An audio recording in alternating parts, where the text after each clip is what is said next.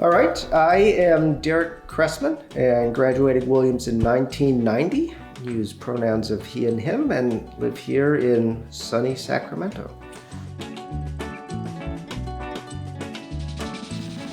Personal hobbies in the past couple of years. Well, I planted 150,000 olive trees, which is a little bit more than a hobby. It's a big chunk of my profession, but I've always enjoyed gardening and been doing that for the last, 20, 30 years, not at Williams, but, and this is sort of a step beyond that of becoming, an olive orchard rancher, they call it, interestingly enough, olive rancher, to sell olive oil.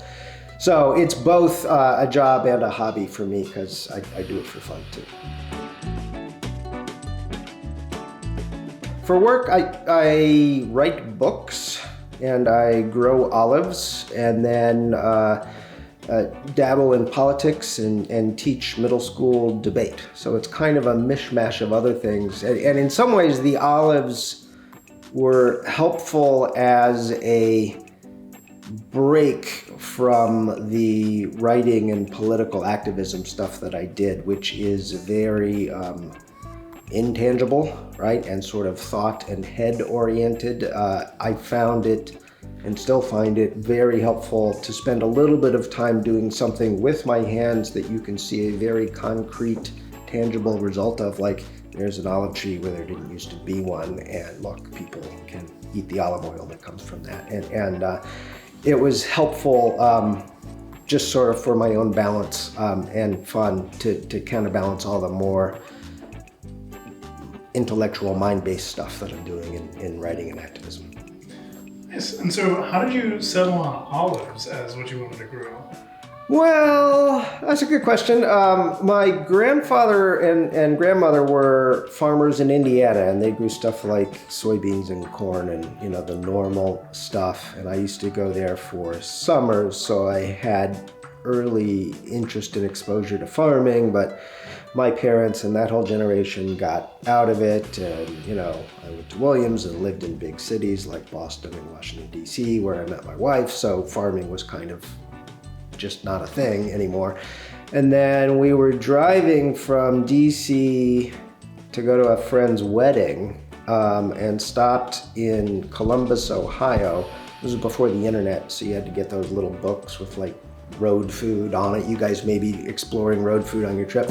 Anyhow, my wife found this place called Katzinger's Deli right off of Interstate 80 in Columbus, and they were doing an olive oil tasting, which seemed just bizarre at the time, because this is like 25 years ago. Like, who would eat olive oil straight? But, we tasted it and it was pretty good, and I bought this really fancy bottle of Spanish olive oil and a book, and then we went to Italy for our honeymoon a couple years later, and right about that time, people in California were starting to kind of revive these 100-year-old olive groves that had sort of grown over and been defunct, and they were making olive oil, and it seemed very cool and romantic. So we moved out here. My wife's from LA, and I had this dream, we can grow olives, but nobody was making any money off of it then. It was like you had a vineyard that you inherited, and there were some trees, so you bottled some olive oil and sold it in your boutique, but really people like us couldn't actually buy land and plant trees and whatever. But the industry's changed a ton in the last 25 years, and there's now, it's not quite as romantic, but you plant them in these giant hedgerows and you harvest them with machines, which means you can afford to compete with Spain and the other parts of the world. So we're doing it now, but the interest all came from Katzinger's Deli on a road trip. So there you go. That's actually really, really cool. And it's really funny how those like small interactions can have really big impact and meaning and can lead into new career paths. That's really fun. And what do you write? Well, I started out writing nonfiction, dry, boring stuff about money and politics and campaign finance reform, which I'd spent about 20 years working on professionally with nonprofit groups, some of which I actually got initially involved in at Williams. So I developed this expertise in court rulings and, long before Citizens United, there was this thing called Buckley versus Vallejo, and so I wrote a book about that. I wrote a book exposing some of the money and politics scandals in the Schwarzenegger administration here in California. And then after the 2016 election, I kind of had this reassessment of like, gee, all of this nonfiction, fact-based public policy advocacy doesn't seem to be resonating in the world anymore. So my whole kind of career was based upon that. So it's like, gee, that's not really what people are listening to or paying attention to. You know, the sort of like failure of fact checkers on NPR was like a major body blow to me, right? It's like they're fact checking every day. Nobody cares. So I revived this project that I'd had since high school of kind of writing a fiction-based revision of Orwell's 1984. And so I did that for a couple years and got it out. And it went well enough that I said, well, okay, I'll actually see if I can seriously become a novelist, which is like a major career detour. So that's what I'm doing now. I enrolled in a novel writing program at Stanford that I just finished up and am writing a second fiction novel. I still have some nonfiction stuff that I want to go back and do, but I've basically decided to make a serious go at trying to write both fiction and nonfiction, which is daunting and not something I would have ever thought I would do either while at Williams or even out of it for quite some time. Well, a couple of different ways. I coach debate at the middle school where both my daughters went, and initially I was doing it because the debate coach was leaving and I wanted my daughter to have debate because I'd done that in high school, but now I'm keeping on doing it after they're gone just because it's something I enjoyed doing. I was a major debate geek in Colorado Springs. Was actually state champion of Colorado one year, I think, in what we call cross-ex debate. Anyhow, so I do that, and that's rewarding and kind of fun, but not, it's only one day a week that I teach in school. It's not a major part of their curriculum because it's just middle grade. So I do some of that. I am on the board of a school that teaches a special education program for young children who have ear implants. They're born deaf, and you can get an implant put into your ear, and you can then hear with this thing, which is pretty cool, but your brain hasn't been trained to receive auditory signals, and so it takes some special coaching and training, and the school does that, and I serve on their board. They're out in Rancho Cordova, and it's called the Children's Choice for Hearing and Talking, chat. The other community involvement piece that I'm involved in is with the Sierra Club, where I am the political chair for what's called the Motherlode chapter, which is about 8 counties in northern and mountainous California, in charge of the local endorsements in those areas and working with chapter groups in each one of those. So that's kind of getting back to some of the stuff I was doing at Williams, where I was involved with the Massachusetts Public Interest Research Group, an environmental group that didn't do electoral stuff, but we did a lot of ballot measures back in Massachusetts. So it was electoral in that way. Well, one little thing that wound up making a huge difference in my career was freshman year, my roommate brought in a flyer that he'd picked up from the floor of Baxter Hall, the student union, as we called it back then. And he said, I would never want to do this, but it looks like something you'd like. And it was for a summer job working on environmental campaigns. And they had an office back where I grew up in Colorado Springs, so I got a job with the Colorado Public Interest Research Group, or COPIRG, going door to door on a clean air campaign. And then there was a chapter of MassPIRG at Williams, so I got involved volunteering with that. And we did crazy stuff, like we tried to shut down the 2 nuclear power plants in Massachusetts at the time. one of which was called Yankee Row, where a lot of people in North Adams worked. And I had this brilliant idea that it'd be really smart for a bunch of privileged, well-to-do Williams students to march down the middle of North Adams saying, with big signs saying, shut down the nuclear power plant, where you all work.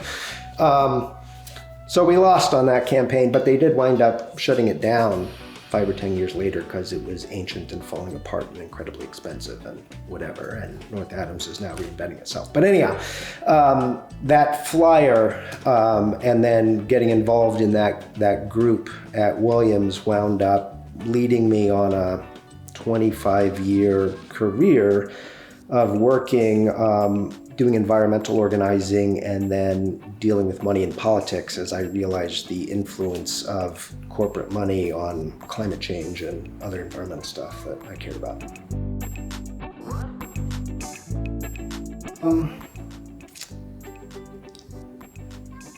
Working on any form of social change is what brings me the greatest satisfaction and joy. And it's a challenging thing to enjoy because if you're tackling any kind of a real serious problem like climate change or whatever, most of the time you're failing, right? Hence the world we're living in right now, right?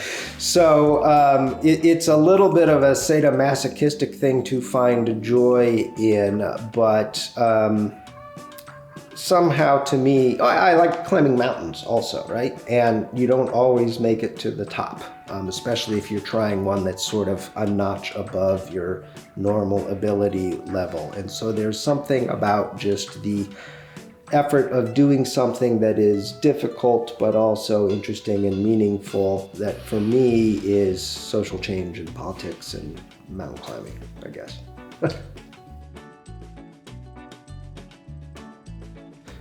Well, it's funny because I actually did that last fall. I got a note from the sociology department, which I did not major in. I took like maybe 2 courses in. But Bob Jackal, I'm hoping I'm getting his name right, but I'm pretty sure it was Professor Bob Jackal, was retiring and they were like collecting some little book or I don't know what for him, and like somehow they knew I'd taken his course 30 years ago, which was amazing that they could track that down. But so they were like, do you want to say anything? And so I sent off a little note, and so this is again a thing that winds up being randomly impactful 30 years later, right? But so I was a poli-sci major and into politics, and Bob Jackal had a sociology course called propaganda. So I thought, oh, that's cool, that's about politics, I'll take that. And I was also studying Russian, Soviet, East European studies, so propaganda, right? Soviets, all that. And I take the class, and there was like maybe a week where we talked about Goebbels and Nazi propaganda, whatever, but most of it was about advertising, which was totally not what I was expecting the course to be about. But Professor Jackal was like living in New York half the time and hanging out with all these ad guys. This was before Mad Men made it like a big popular thing. Anyhow, and he convinced me that advertising was basically modern America's form of propaganda. And in fact, the people who invented advertising and the public relations industry came out of the US government propaganda outfits to sell World War II. And before that, World War I to the American public that was very isolationist and didn't want to get in the war. And so anyhow, that was an eye-opening experience for me. And I remember even back then going to my Massberg organization going, you know what, we should like tax advertising or do something to curb advertising in the same way that we've dealt with tobacco, right? Like this is a bad thing, it's fueling rampant consumerism, they're literally manipulating what we think about everything, that's a problem. And they all like, yeah, what are you gonna do? So I didn't get anywhere with that, but interestingly enough, going back to my writing now, that is the theme of this current novel, dystopian novel that I'm writing, is a world that has become consumed and taken over by advertising. And if you look at what is fueling Facebook and fake news and deep fakes and clickbait, it's mostly advertising revenues that are fueling these media outlets that are peddling junk that is so outrageous and attractive that you have to click on it and listen to it, which I think is having major distortions to truth in the world. And that's why my nonprofit, nonpartisan research doesn't work anymore, is people are clicking on clickbait that's like bizarre. So that goes right back to me to Professor Jackal's class, and I literally started digging up like Neil Postman books that I'm pretty sure he had us read and this and that and the other. And so, you know, he planted a seed 30 years ago that I only recently started to plant or water or nurture, whatever you want to call it now, but it was always there, kind of churning in the back of my head, and maybe I will be successful in sharing that idea with others, maybe not, we'll see, right? But I would doubt he even remembers me. It's not like I was a sociology major or like a major student of his, but that one class wound up having a pretty profound influence on my thinking all this time later, when I hadn't even, I'd forgotten about it until I got this note from Williams about, hey, he's retiring. Anyhow, there you go. Thank you, Bob Jackal. Thank you for sharing that. And what's kind of ironic about that is that I now work on that very project, so I am the one who kind of like digs through the data to try to find people who took courses with professors. You must have found me. I wasn't working on it at that point because I had not seen Bob Jackal's book, but the most recent editions I have done, so I know all of that, the back end of that work, and it's really, really cool to see those thank yous and messages and well wishes, because professors do really have big impacts in like very small ways, and for the most part they remember students. So I would not be surprised if he remembers exactly who you are. So that rounds us out with the interview. Are there any final thoughts you'd like to share? Well, so actually now we're going down that road. He's passed now, but James McGregor Burns was like old and retired even when I was at Williams. But I did a winter study with him where he had like 3 or 4 of us help not just edit, but rewrite and revise this Government 101 textbook that he had written along with another prof. And so now that I think about it, that was my introduction to nonfiction book writing. And he took us down to New York, to Simon & Schuster, where the press was and the publisher and all of those things. But it very much demystified the project of writing a book for me, even as a Williams senior. And again, I had no dreams or illusions or ideas that I would ever want to write a book. I was just like, here's this cool guy who's doing this cool winter study project. So he would be another person that I should have thanked and never did, because that little winter study project wound up making what I'm doing now seem less daunting and probably made me more willing to take a stab at it. So there are probably tons of other stories now that I'm going, but there's another one for you. James McGregor Burns, amazing guy.